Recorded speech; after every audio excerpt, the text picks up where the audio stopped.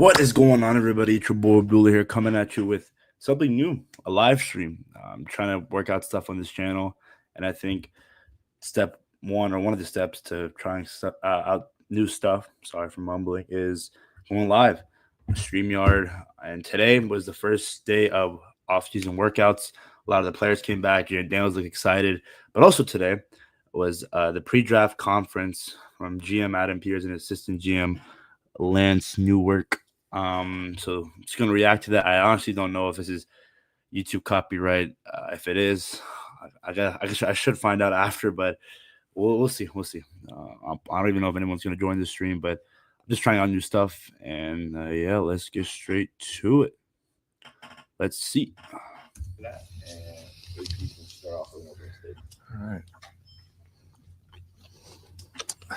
Thank you all for coming. Really fun week, really exciting week. One of my favorite. Hey, DA, you're here. I thought you'd be on a basketball assignment or something. Okay. We were just talking about you. That's why I started to get distracted there. But really fun, exciting week for all of us in the building for the draft. But then also, it's really cool. All the players are back. So everybody was sitting in these seats right now. I think you guys are in Jaden's seat. You're in Bobby's seat right there. And so we got a big crew coming back. So ton of juice in the building. As you guys can see, a lot of cool things are happening around the building with the construction and everything. So really thrilled. Hey, man. Shout out to the freaking ownership group for, again, the whole deal. I think it's almost there with RFK, $3 billion. Shout out to Josh Harris. Really cares about the people. I'm telling y'all, man, new ownership matters, man. A lot of people don't think so, but it matters. Thrilled about all that. A lot of good stuff coming down. And then this weekend's going to be a lot of fun, too, with the draft. So what I'd like to do first, and then we'll hand it out to questions, is just thank some people. And it's really the draft is so cool because it's the whole organization. It's not. First of all, can we just say, like, Adam Peters, top 5 man in history with the most aura? Like, just look at him. Came from San Francisco, now Washington, changing the trajectory of this franchise. Some will call it glazing. I'm just speaking facts. Just myself, not just Lance. It's everybody, right? But it starts with the scouts and the college scouts, and they are working tirelessly from really starting now and until next year's draft on all the guys that we're going to be picking for next year. So I'd like to single those folks out, and a few others, and then we can get rolling. But first, the gentleman to my right here, Lance Newmark. Thank you, our assistant GM. Scott Fitter's done a great job. He came over from Carolina and has been an outstanding resource to our staff, and really cool to have him here. Doug Williams, you all know him. He's fantastic, and the same thing, like just a great sounding board for myself, for all our staff, a great person to look up to, and he's also really understands our players that are in this building and then in the draft as well. David Blackburn, who we just hired as our director of player college scouting, already after the draft, because he is and so many prospects and aggregate so much.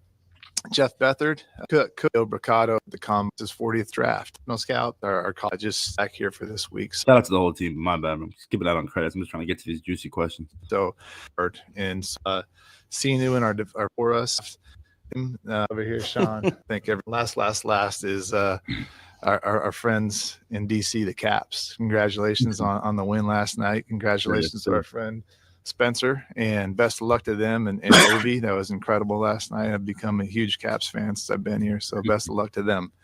Now, anything? Yeah, I agree with everything you said, and and go Caps. Go Caps. Thank you. All right, let's go. All right, here we go. John Keim, ESPN. Looking before we also shout out to John Keim, best reporter on this Commanders. Always, every day, giving great insight. If there's anything about sports journalism, if you want to learn anything about sports journalism, just keep a watch. Just check out his stuff. It's amazing. Big turn of this year, looking back at last year's class, because as Dan said, guys take that year 1 to year 2 jump, and with only 5 picks, a lot of the improvement's going to come from that group. So I'm curious if you could talk about it. Both you guys could talk about a couple guys in particular about the expectations for this year. Jerzan, Ben Sinnott, and then Jordan McGee. Yeah, those guys. It's cool that you asked about those three, because all three of them have been here working in this building for quite some time. Even we just started today with the off-season program, but they've been working their tails off really for the last couple of months. I see them in here almost every day. So really excited about each of their future. They're the right types of guys. They're the guys we want. They're commanders. And so I think you'll see a big jump in each and every one of those guys play this year. Yeah, I would echo that. They're 3 guys that are extremely dedicated to getting better. Like you said, they're commanders. They've worked really hard this offseason to improve, physically, mentally, every part of the game.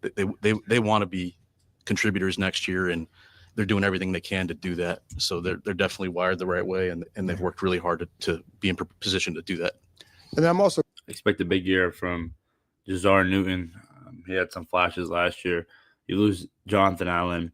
Deron Payne hopefully will step it up. Maybe you add some depth at defensive tackle when you already have Javon Kinlaw in this draft. You maybe add some extra body. Ben Sinnott, that's a guy that I was very disappointed in his rookie campaign. I mean, he had that one catch in the NFC Championship on the fake punt, but really didn't do much in the regular season. It is some cause for concern because I had high hopes for him, but hopefully year 2 will be different. so curious for Adam, like what has been your experience going when you're trying to vet a guy that has a quote unquote character concerns? Like what's the process you go through to come to a conclusion? I think a lot of this character concerns thing kind of points to Mike Green out of Marshall. I think was at UVA at one point, gotten into some allegations, left, transferred to Marshall, and had a great season. So, again, the whole character situation, I know a lot of people don't like the idea of drafting a guy because military value, that was the common theme of Ron Rivera, get the guy that's disciplined and stuff but doesn't ball out when they're a pro compared to the guys like who had college allegations such as Michael Parsons. I'm not saying those guys are deserve to get drafted. Or like those, I'm not saying those guys should not be at least evaluated a little more because of allegations, but I'm saying check out, make sure you do due diligence and see just how true those allegations are, and make sure you do a really in-depth analysis on it. Conclusion that like, okay, he's good or they're not so good. What kind of research do you put into that, and how do you get comfortable with the decision? Yeah, that's a great question. Excuse me. And it really starts with the scouts, and that's where like all the hours that they put in and all the information, all the people they talk to at the schools and the players' hometown and everywhere else, they dig up anything they can to find out what makes each of these guys tick. And so you say a character concern, and we drafted a guy in San Francisco who had character concerns, and he turned out to be one of the best players at his position, one of the best teammates I've ever seen, one of the best locker room guys, and just an outstanding human being. So you got to be careful where you get that information and who's giving you that information, and know your sources and all of that. Right. But each character concern is really case by case, and you really figure out what the incident, if it's an incident, what it was, why that happened, find out all the information. Dude, spit it, man. That's exactly what I was about just said. From them, from everybody you can, in order to make the best decision for your team. So, and there's a wide spectrum of character concerns. From you have off the field things, you have football character, there's not really character, but then like mental and learning that you look into. So all those different things play into it, but everything's case by case, and try to get as much information as you can. With only 5 picks going into this, are you hoping to trade back? Oh, now we're asking the juicy questions. Let's get it. Hoping to trade back. Well, we talked about this at the owners' meetings a little bit, and you're really open to everything, and you're open to moving up if the right moves up. If Abdul Carter falls to 27, I might want to try to move up too and get him. Dude, Adam Peters is a freaking troll. He's hilarious, man. No one, and I mean no one, is going to get what Adam Peters' game plan is going into this draft. Think about it. There was some times with Deebo Samuel potentially being traded to the Commanders, but Laramie Tunsil, that there was no rumors about that. So this is what I love about Adam Peters and this Commanders front office, is where even when you're making moves and it's potential big moves, there's no rumors at all. It's straight business under wraps, and when it comes out, it's breaking news. That's what I love about this man. But I mean, if there's a great player that we want to sit and pick, we'll do that. But if there's an opportunity to move back, then we're certainly open to that too. With 5 picks, like you said, that's something you'd like to do, is add picks. But you always have to have somebody who wants to come up too. And we'll find that out. We're making those calls this week, and we'll have an idea of who wants to come up and if we want to do that. And we'll also have an idea of who wants to move back in the first round ahead of us. And so we'll know what we can do there. I believe last year you indicated that if a player you're taking in the first round, you'd like them to start and have an immediate impact. Along those lines, are there positions that you typically don't like to draft in the first round? I mean, do you usually like to stick to premium positions in the first round, or is it situational? I think you could really go anywhere in the first round. Last year we went quarterback. I don't think we'll do that this year, but I think what we've done is we've made ourselves. First time in a while not going for quarterback, by the way. That's amazing. A first draft where we don't have to worry about the quarterback position. Oh, man, what a time to be a Commanders fan. Giving ourselves optionality to pick anywhere. So I don't think we have a philosophy of going premium positions or quote unquote premium positions in any round. It's really just trying to pick the best commander for us that's going to help us the most. Yes, sir. That's what I love to see. David Aldridge with The Athletic. Hey, man. For those of you that know David, if you play 2K, you know who he is. You might not know who he looks like because you always skip him. You might know what he looks like for like a split second, but the real ones know who David Aldridge is. Shout out to him, a great reporter as well. I'm wondering, I know every year is different. Every team's built organically. You can't depend on what happened 2 years ago or 3 years ago. But the fact that you all did have so much success bringing in guys on short contracts, bringing in veterans on short contracts, does that inform you at all in terms of perhaps we have the right group of people here that can utilize veterans on short deals to continue to build the team and allow us to not have to necessarily have 9 picks every year in a draft to build the team quicker? Yeah, I think, I think getting, it's all about, a lot of that's about opportunity. And if you can get guys on longer contracts, obviously you'd like to have as many picks as you can, but the way we're structured currently, we'll have to do that for a little bit and do these 1-year deals. But I feel really good about our staff, our scouting staff and our coaching staff, identifying the right guys to get on those 1-year deals. And a lot of those guys we brought back this year, which really proud of and really, really glad that we brought those guys back. So I really have a great trust in those staffs to be able to identify those guys. And, it's not something you want to live and keep doing over and over and over again, but until we get a really good foundation of draft picks throughout over the years, we're going to probably keep doing that. And as long as we bring in the right guys, it's okay. Yes, sir. Yeah, I mean, 2 years in a row, we've gone to the combine with our roster in the high 40s, and we've been at the draft in the 70s. So, we've really been productive in those 60 days, 2 years in a row. And I think every time we've brought somebody in, we've had a plan for them. Mm-hmm. It's been sincere, like, hey, we think this guy's a chance to do something here. Mm-hmm. And it's going back to your original point, I do feel that we have a great foundation here in terms of getting people into this building and maximizing what they have to offer in terms of potential and helping them reach their best, their personal best. I do think it's a really good environment for people to develop. Ben Standing with The Athletic for both of you guys. Last year, you guys drafted, of your 9 players, 7 were team captains in college. Obviously, you clearly like what comes with that, the leadership and so on. But now that you have a year into this, the culture set and things along those lines, to some degree, you're always building. Is that as strict of a situation? Is it like, hey, we got to get guys who are captains, or is that a little bit less so this year because you already have a bit of a baseline when it comes to culture?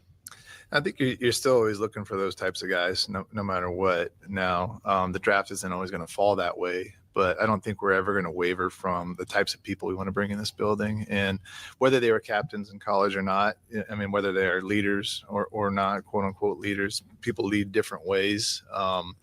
But we're just going to try to bring in good people. And so if they were captains in college, that's great. That shows you something. But if they weren't captains, that doesn't mean they're not leaders and they can't become those and can't become the types of guys we want in our building. That's what I'm talking about. Again, this whole Commanders regime, this new regime, it's all about making sure that anyone can be the one stepping up. I think a big theme of last year was every week it was a new captain. The week before, going into the game against Tennessee Titans, Marcus Mariota, former Titan, was a captain, even though he wasn't playing. It's all about trusting each other and being individually set. And this is what I love about this Commanders organization. Like, everyone is working at once. Like, everyone's in sync. From the front office, ownership to the players on the field, and I love it. And in terms of the edge class, obviously you guys have done in free agency, you've got a rotation pretty much everywhere. You could say we can play tomorrow, so I get that. But in terms of the edge class, is there anything in particular you might be? You took my answer. Yeah. Edge rusher, Any particular edge rusher, baby. That's who I'm thinking at pick 29. so you might be looking for? Obviously, you guys were a little bit deficient last year against the run. You also lost Dante Fowler, get more sacks. Is there anything you kind of looking at with that group in particular that you think you guys need more of this year? Yeah, it's a deep class, which is cool. There's something I think for everybody, whether you're a 4-3, 3-4 team or multiple. There's guys that are great against the pass. There are guys that are really good against the run. So whether you're taking that high in the draft or somewhere deeper, there's going to be some good players there. So that, along with a lot of other positions, will be open to taking. And I think what's cool is, even though we have some really good players in each of those rooms, whether it's edge or O-line or corner, which I'm sure you guys are going to ask about that too, but we have really good players, but we really, DQ preaches competition. So those guys are going to come in and compete, and the best guys are going to play. And the more good player, you can't have too many good players in a room, I guess. Yes, sir. Edge rusher, like I mentioned, I made a lot of videos about Abdul Carter's not going to be there. I think Mike Green is the second best edge rusher. You got Shamar Stewart. You got James Pierce Jr., Antoine Powell Ryland, a guy out of Virginia Tech. Shout out to the Hokies. Could be there in that round 3 area. So, again, we're just going to have to see how it all plays out, man. And Mike Green, I love him. A lot of people are questioning the fact that he played in the Sun Belt Conference. You know, Marshall is not that competitive, 17.5 sacks, but that's still a lot leading in FBS. Chad Ricardo, Fox 5. Around this point in time of the year, we hear the phrase best available thrown around quite often. For the Washington Commanders, I love that accent. How do you all define best available? Yeah, I think it's probably just the best fit for our team, in terms of how they fit in our locker room, how they fit in our scheme and what we're looking for. So that could be any position, right? So, I don't want to keep saying this because Ben made fun of me for saying this, but we're in a position where we can take the best available and we can stay true to our board. And that's one thing also, guys, the fact that this is the first time in forever where we're not worrying about quarterback, but we're waiting the whole night to make our selection pending if we don't trade up or anything. That's insane. I'm so used to it as a fan, ever since I was a kid, drafting top 10, top 13, top 14, but now pick 29. It's crazy. It's going to be a long night, baby, on Thursday. So we feel really good about that. And so we don't have to reach for a position that we feel we need that we may be talking ourselves into. This has obviously been a months-long process, in some cases a years-long process. What will the next 48 hours look like for you all? That's a great question. It's probably different for every team, and sometimes it's different every year. I think the next 48 hours, we're just really refining our board and just making sure we're challenging ourselves on different scenarios, different things that may come up. Really, you got 2 players right next to each other. Who would you take and why? And talking to the coaches and how would this player fit? Does he fit your vision? And so just the board's pretty much set. It's just like a little bit of tinkering here and there. And then you make some phone calls too. You make some phone calls like, okay, you want to come up? Do you want to come down? And just get an idea of what's going to be available for you. So you're not making all those decisions in real time in those 10 minutes that you have. So it's a fun couple of days. It's cool to have all the scouts here and really exciting. Alan Sandage with 1061 ESPN Richmond. Mr. Peters, I know you guys emphasize doing your due diligence on your scouting, even through free agency, talking to players and getting their input on some guys. Has there been any input given from players on maybe some draft picks? Yeah, there's always some input on draft picks and just kind of like your evaluators, you always kind of trust some guys more than the others, but they're not all created equal in terms of evaluators. But it's actually we'll listen. You get information anywhere, and so always lean into those guys and their relationships and hey, will this guy fit in our bloodstream? Is this our type of guy? But we don't really get into the skills and the technical evaluations like that. But certainly all ears to any information. Yeah.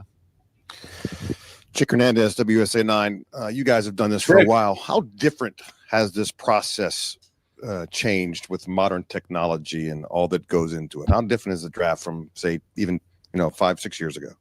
I thought you were gonna go further back. Well, I was trying to be kind, but I see the grayness, so let's go 10-15 years. We probably both go back to carbon paper and certainly beta tapes. Yeah. So a lot's changed, and it's changing every year. Even last year, this year, we got a new draft room, which is really cool. A lot of cool bells and whistles in that.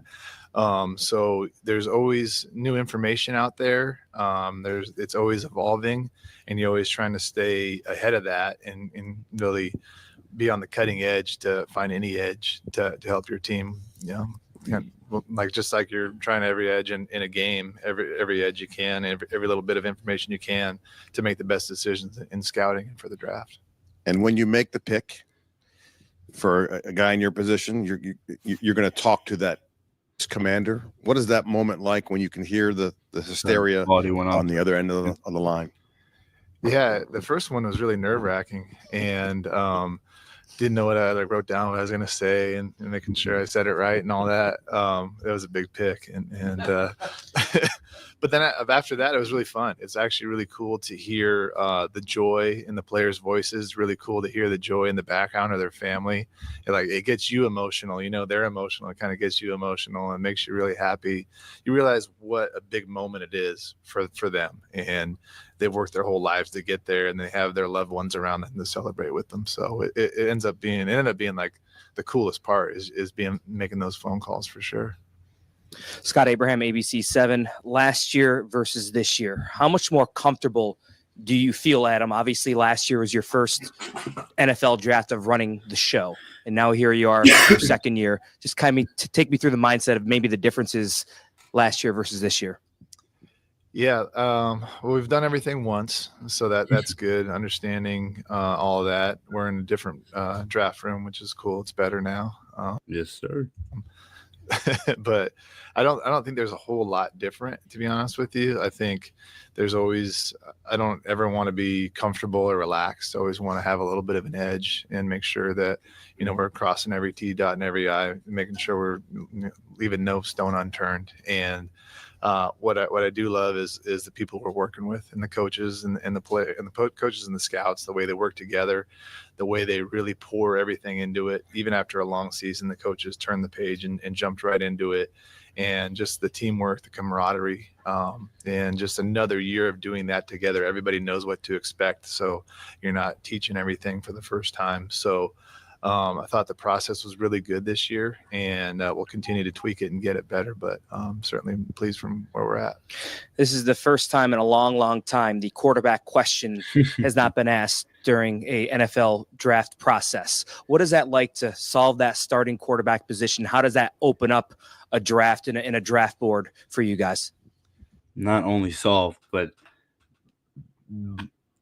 mastered the answer. Master the solution on what I was trying to say. Again, getting a guy like Jaden Daniels, a guy who I'm not even arguing, but I think he had the best rookie season of all time in NFL history. Going into year 2, when you add Deebo Samuel, Laramie Tunsil, and all these draft picks coming up, it's gonna be exciting, man. Yeah, that was I think that's every team that wants that, right? Is to get your quarterback, and so we feel great, not only about Jaden, but about the whole quarterback room, and we feel awesome about that room. And so now, how it opens it up, we don't have to look for a quarterback anymore, which is cool. But really just looking for ways to support him and the rest of the team, make them better. Lake Lewis, CBS 6 TV in Richmond. Last year you made a trade with the Eagles, and now that's a team that you're going to have to try. Can't stand the Eagles, man. Try to get through to get to where you want to go. Does it change this year for you if that call were to come from them as far as possibly trading or any team in the NFC East? That's another really good question. You think about that, but I think it's like a lot of things, case by case. And what is the trade? Is it the best move for your team? And you can't do. I don't personally believe in being scared about trading with the team within your division. If that's what I'm talking about. If you're confident and you think your guy that you're going to trade back for is still going to be there, I don't see why not. Obviously, a lot of people can say trading with your division rival is very, very concerning, considering the fact they also won a Super Bowl too. and they've destroyed you in the NFC Championship. But nevertheless, Adam Peters knows what he's doing. If you think the trade's a good value for you and you can get some good picks to help your team get better, then definitely consider it. Some cases it won't be. And so some cases you think, all right, maybe we don't want to do that for whatever reason, but I don't think that we'll ever shy away from that, taking those calls. And a lot of times you'll have a lot of picks on, or a lot of trades kind of lined up. And in that particular instance, the Eagles trade was by far the best trade in terms of value that we got. So we made that trade. And then as far as your board, the players that you guys value, you went out and brought in Deebo Samuel, obviously to pair up with Terry. But if there's a receiver, I'm not going to mention any names, but if there's a receiver that drops, Ty Felton, McMillan, I don't think they make Luther Burden, and he's at 29, is that something that you guys would clearly jump at, or considering that's already a position of strength right now? Yeah, I think really every team every year is a little bit different, right? And so we're really just what's the best player that's going to help us now and in the future, and because that room's going to change next year, just like every other room in our building is going to change each year. It's going to evolve. So if the best player we think is a player that's going to help us more than any other position, then we won't hesitate to take that. Donna Hopkins, Pro Football Plus. Adam, this is for you. You talked about challenging yourself. You mentioned basketball in the beginning, so I'll stay there a little bit. Michael Jordan and Magic Johnson, when they didn't get the NBA championship, they had to challenge themselves again. You all came so close to being in the Super Bowl. What does the biggest challenge look like for you all this year? Yeah, we're all starting at the bottom again. I think lost that game more times than I wish to say, so it kind of stinks. But you don't just start there. You don't just start back in the championship game. You start at the bottom with everybody else. So that's the biggest challenge is building back up. But I take the lessons that you learned that year, the good and the bad of your team. And there's a lot more good than bad for sure. There's very little bad, and just try to do the things that kind of help you put yourself over the edge for the next year. But it really starts right now. It started today, which was really cool. And I think we got a lot of great men in this room that are not in this room right now, but that sit in this room for the the guys. There's a lot of great men and women in this room currently. Talking about our players, but I think I totally lost my train of thought, but it's going to be a fun challenge, and I know our guys are up to it, I guess is what I'll finish with. And this is for both of you all. Because you were able to put a lot of pieces together as far as through free agency, does that change some things as far as going into the draft to say, well, maybe we were going to go this way, but now we feel that we're a little stronger now that we may go a different way?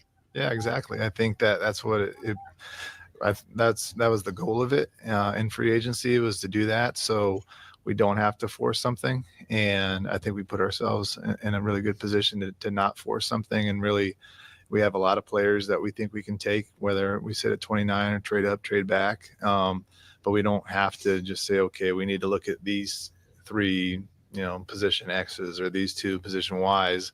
We can look at all these guys across the board and say, okay, who's going to help us the most this next year and then for years to come. I think you have to prepare for every eventuality in the draft. You don't know who you're going to get in free agency. You have goals and you have exciting hopes for guys. And the road, I would say, to the draft changes throughout the course of the scouting year. And we end up at this point where we feel really good about our options. And I think at every pick, we can look at who we feel the best players are, what position they play, how they affect us in 2025, how they affect us beyond that, and make the best decision for our organization. And we've already had a lot of really good conversations, and we'll continue to do that. And then pick by pick, what's there for us? What's the best decision? And it's great to have that freedom and that, kind of mindset where we can really do what we think is best and not be, really tied to need. Good afternoon, gentlemen. David Harrison on SI. AP, kind of a two-parter, if I may. We talk about boards all the time, and top 5 pick, like you have 5 players listed and one of those guys is going to be available. Do you have that same type of process at 29? Do you have like a 29-man list of guys you're comfortable with? And if you're going big board, are there, if you could estimate maybe how many players 1 to 29 would be guys that no matter who's calling, we're picking this guy no matter what? Yeah, I think that's another really good question. A lot of great questions. There's guys that we know that aren't going to be there, so it wouldn't be. I mean, if they were there, yeah, we'd take them, but we're fairly certain they're not going to be there. But there is a group of, I don't know. This draft is interesting just because very little certainty after the first 10 picks or so of who's going to go where and why and what's going to happen and all that. So we have to be ready for a lot of different guys to fall to us or to not fall to us. And so we have done that, where we've done an exercise where we just ranked this group of guys, however many it is. It could be 10, it could be 5, it could be 20 of, okay, will they be there?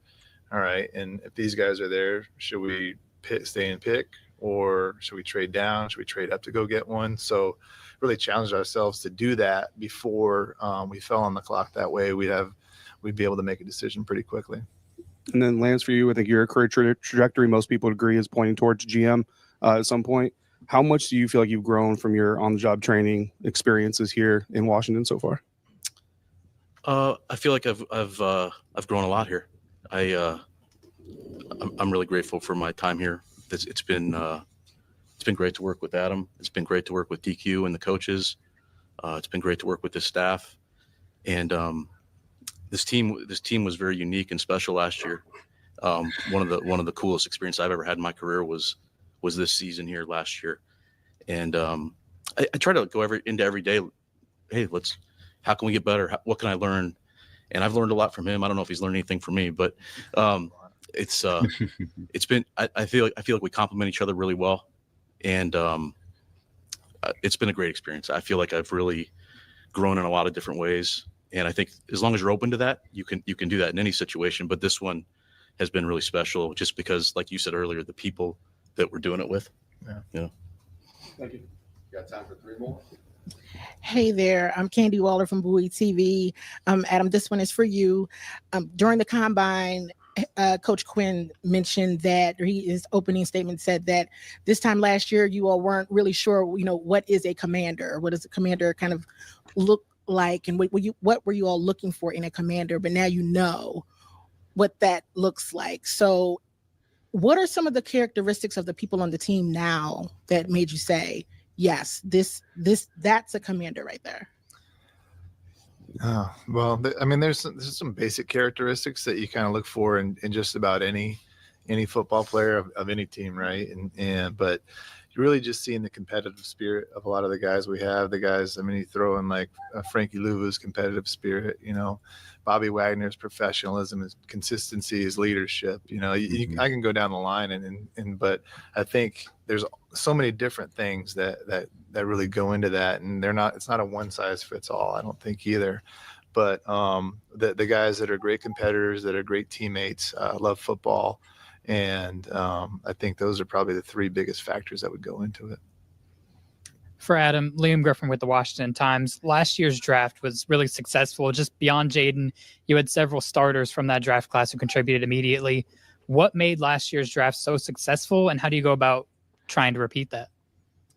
I think it started with right when we got here with our collaboration with the coaches, and we all sat in this room and the coaches presented what they're looking for at each position. And not only did our personnel staff get to understand what the coaches were looking for, but during that time we got to get to know each other and bond and create relationships and create really good working relationships. So you could have really good conversations about players and understanding, okay, what we're looking for at each position. And then from there, just really focusing on guys that we think would fit really well in this culture, which really hadn't been set, but we had an idea of what that culture was going to look like. And so sticking with those 2 things, getting players that we all really were committed to, that we were kind of agreed upon in terms of both coaching and scouting, and then getting the right types of people in here. And, we were able to do that, and I'm really proud of the guys we brought in. Sam 48, Washington Post. How much do the coordinators factor into your decision making? By that I mean, hey, we spent a lot of resources to go get a couple top line guys for Cliff. Maybe we should use the top pick for Joe. How, if at all, do the coordinators factor into your decision making during the draft? First, shout out to the Veach shirt. Really, like exceptional pull there for you. I've been there in a long time. I hope to never go again. But the coaches are really involved. The coordinators are really involved in the draft process. And so when we're going through our draft meetings, every position we go through in offense, Cliff is in there meeting with us, which is, it's a long time for a coordinator to be in a meeting room. And then for the defense, Joe's in there. So they both give their opinions on really every player that we talk about. And so they put a ton of work in, and they do a great job of teaching us their vision for the player. If there's a player they really like, or the player that maybe they think is a good player, but maybe we don't have a vision for them, or they aren't the best fit for us. So really constant dialogue between those, during those meetings, and then really from those meetings when they finished up last week until Thursday night and through the weekend, just understanding, okay, what do you think here between these two guys? And, we'll come to a decision all together, but their input is really important for us. All right. Thanks, guys. All right. Thanks, guys. Thanks for coming out. See you Thursday night. Well, that was quite the pre-draft press conference. A lot to unfold from there. Again, not much information given out about who we're taking at pick 29. Are we trading up? Are we trading back? There's going to be a lot of questions, man. 48 hours from the draft, or a little less than 48 hours from the draft. It's going to be exciting. Let me know you guys' thoughts on this whole live stream that I did.